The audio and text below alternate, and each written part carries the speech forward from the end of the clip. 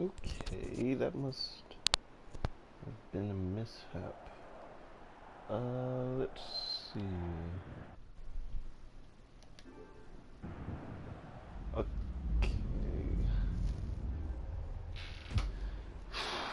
Yo, what's up, YouTube? This is what dudes 1929 here. I'm trying to get us situated online because my internet's been screwed with me a few days. So let's see if this actually works because my internet is it's been acting a little laggy. So I'll just get on. Oh, okay.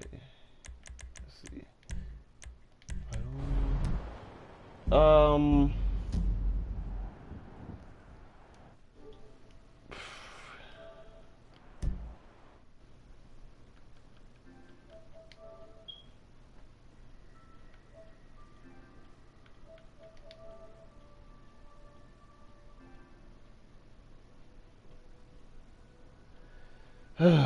Franklin, what's up?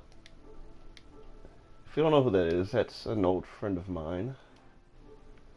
And he's sending me all these weird messages, and I hope he doesn't say anything that will ruin this video. Well, probably, so can't stop him.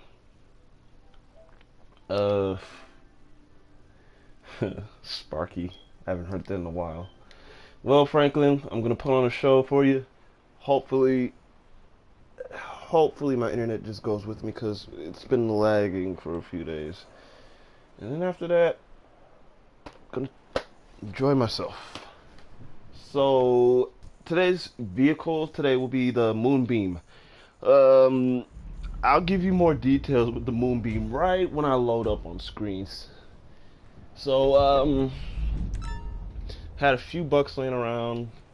I actually got a lot of bucks laying around, so I just decided, hey, let's see what the Moonbeam is. And never driven the Moonbeam, never had one, so this is the first time I've ever driven or had one. So for starters, let's just give you the brief history. Let's not pull that out. For starters, let's give you a brief history of what the Moonbeam is and what does it mean to us in Grand Theft Auto whatsoever. Well, for starters, the Moonbeam was introduced in Grand Theft Auto Vice City, and it fit in with the crowd because the whole game was based off of 1986, and everybody knows the Moonbeam was everybody knows that the minivan basically didn't kick off until the 1980s. So what the Moonbeam is based off of is based off one of the first few batches of fully sized mass-produced minivans. Now, don't get me wrong, the first minivan technically was the Volkswagen Transporter, but it was the only one in its class. And with the Volkswagen, well, it was still in business. I mean, it was still selling models, but other people wanted smaller cars. They wanted big cars, but with with small engines, and nobody wanted a big station wagon with a big V8.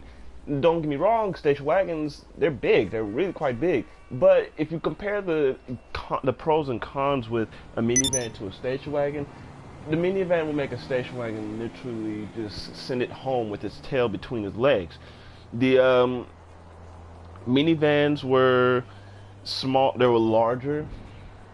They had smaller engines, and they sipped gas really easy, and it really made the whole minivan class really a success. And the Chevy Astro van is basically what this thing is based off. The Moonbeam, like I said, is based off the 1985 to 1993 Chevrolet Astro van in the GMC Safari. Now, the Astro van is basically, well, it ceased production. So it was 3 doors. It had 2 doors in the front, and 1 door, sliding door in the rear, and that made it so good. The Moonbeam, the Astro van had lots of features. The engines, for starters, were very small. None of them were like V8s. They were very small. They had so many different types. There was also different layouts of what this thing was on. There was front wheel drive, rear wheel drive, all wheel drive. This thing was very cool to have for any family, large family, what I'm trying to say. But the only downside is not a lot of men like minivans, to be honest with you. Minivans and men, they do have that stereotypic thing of men don't want to be seen driving in minivans, and I don't like minivans. If I had the choice, I would not want to be seen driving or riding in a minivan. The last time I've ridden in a minivan was a long time ago, like 1999-ish. So minivans are they're really not popular looking. The minivans today, they're really nice looking, especially for the new Chrysler Pacifica that just came out. It really looks nice. It looks very high tech, and hopefully that will put Fiat Chrysler back on the map as something very luxury in America. The Astrovan, it was featured 3 transmission layouts with a 4-speed automatic, 4-speed manual, and a 5-speed manual. Basically, they didn't mean no difference, but I don't have much to say about minivans because I don't know a lot about them. They're really brand new. They're second to the crossover. Other than that, the minivan is just out of my territory. I'm just used to coupes and sedans and sports cars. I'm not used to minivans.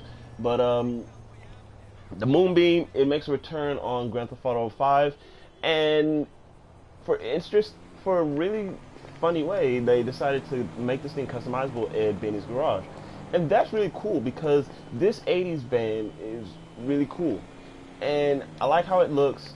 I like the design. Even if it is a minivan, it's a classic minivan. And I like classic cars, no matter what it is. And even though when this is a minivan, I have to like it because it's one of the first few batches of mass-produced minivan. This is the grandpa of your town and country, of your Pacifica or your Dodge Caravans. This is your grandpa right here. The first few batches of minivans. And even though the Chevrolet Astrovan is not in production anymore, it's still favored for many people who can't afford brand new minivans, who just really need something reliable that's good on gas. And this Chevrolet Astrovan really did do some well-deserved work in its day. Now, Moonbeam, like I said, was introduced in Grand Theft Auto Vice City. Everything was based off the 80s, so this thing fit in. It was really boxy. Grand Theft Auto San Andreas came along, and all the cars wasn't all about boxiness no more. The 90s, it was all about just rounding things off. Everybody was getting tired of seeing boxiness, so they rounded off the minivan itself, and the minivan was just all the sharp edges. They were all smoothed out. It was all crisp and smooth and clean. It was really nice, and it was really something that basically nobody wanted. It was just one of those civilian cars that nobody paid attention to. But to me, when it was introduced in Grand Theft Auto 4, it first made its appearance in the HD universe. The Moonbeam really did show itself for being a classic 80s van. For starters, the Moonbeam in Grand Theft Auto 4 really did. Rockstar put a lot of detail with the Moonbeam. They added the stepladder in the back, or the spare wheel, or the classic hump on the roof. They put detail into this car.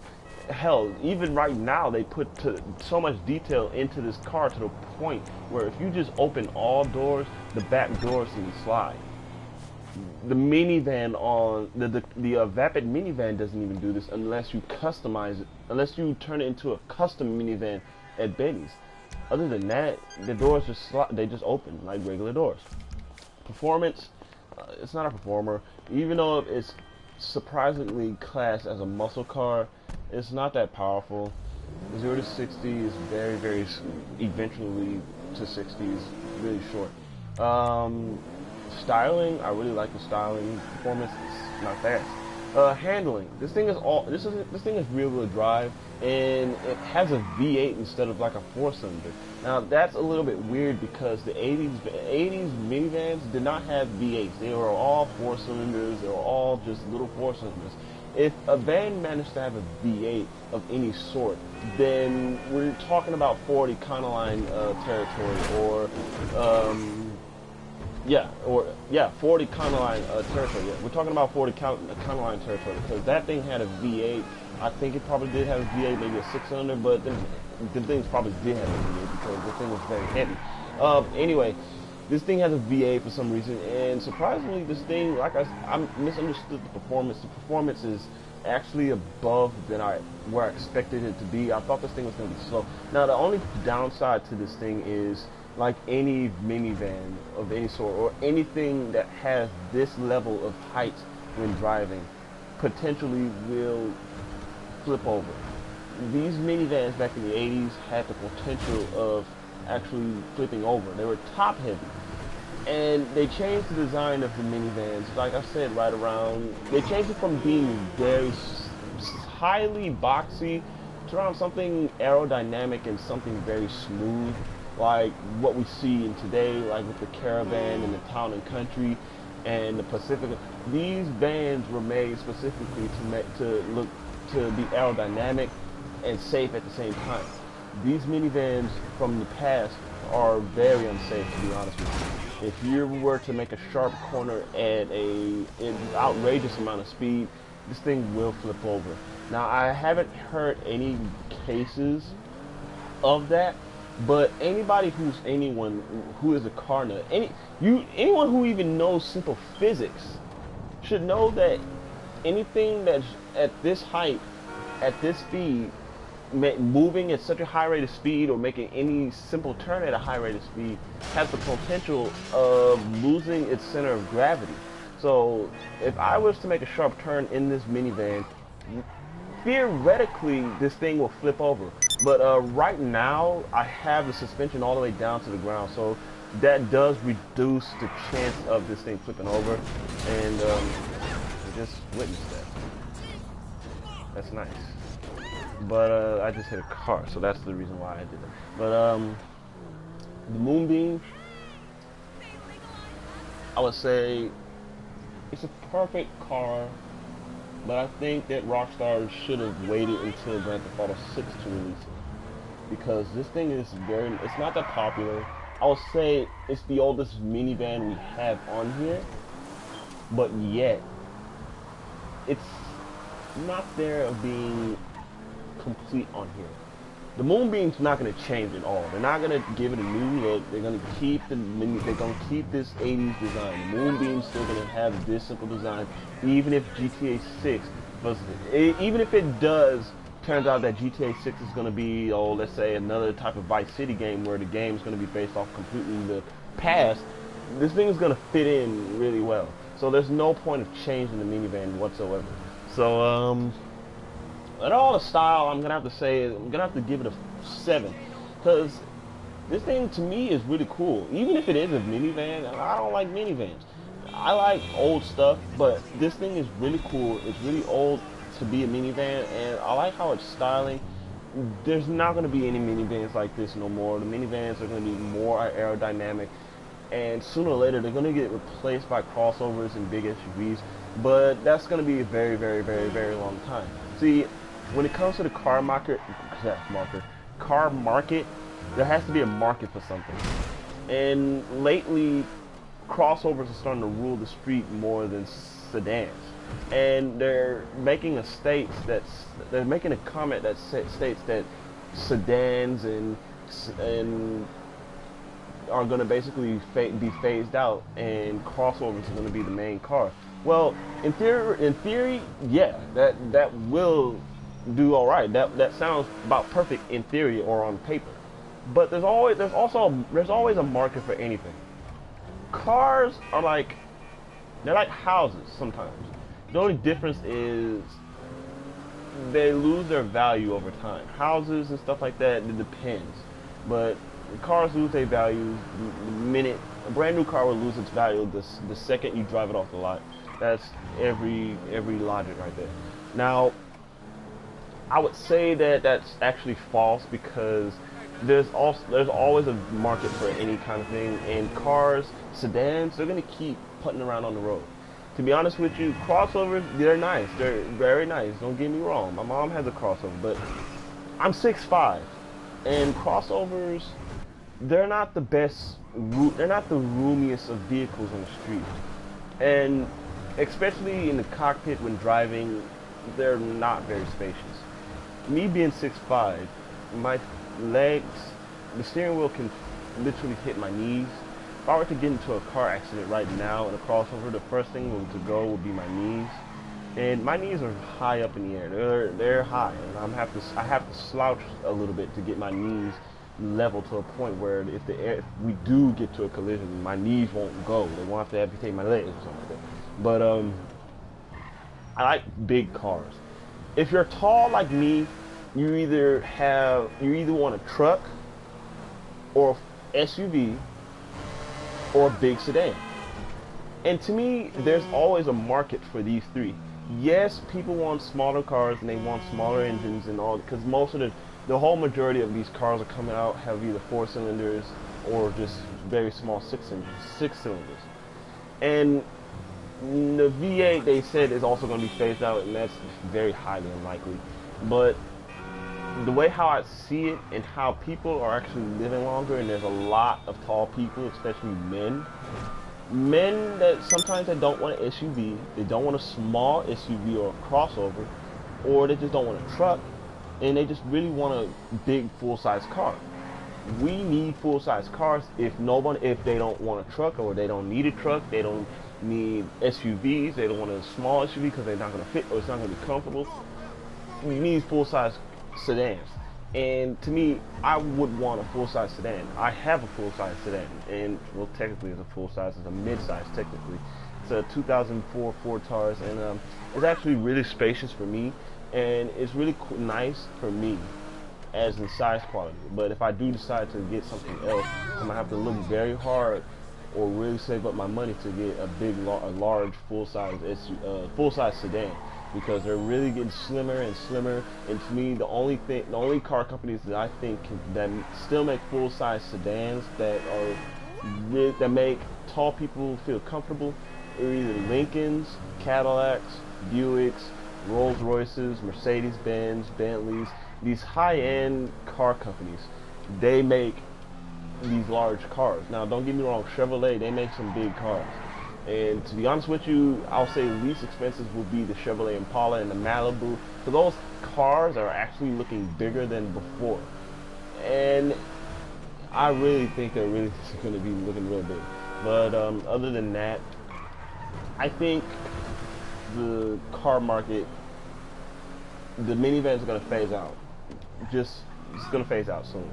But not now, not tomorrow. It's going to be years. I'm not even 100 years. It's gonna be longer than that, because minivans, people need cars with gas zippers. They're real big. They're got small engines, and minivans can actually do that. You can add turbos to it to give it much more power. Minivans, to me, are better than crossovers. They're a little bit bigger and they're gonna be a little bit expensive.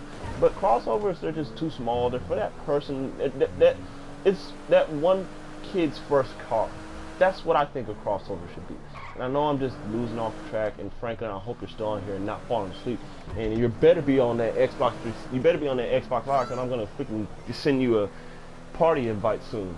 I know I'm just losing track. I'm sorry, guys. I don't have much to say about this Moonbeam. I've been driving around and I've managed to ruin it. But the Moonbeam, like I said, it's something that someone will like, someone will not like. It's one of those 50-50 chances. So other than that, this is what Losing 1929 here, signing off with the Declasse. Send it off with a bang, because it's not my favorite car, and I'm going to sell it soon. So, you might as well kill this thing off with a bang. I'll see you guys.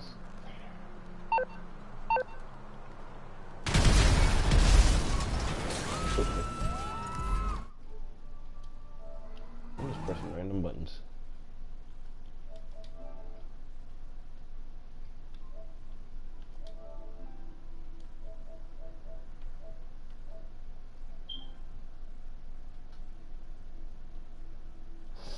Thank you, Franklin. It's always cool being with you too.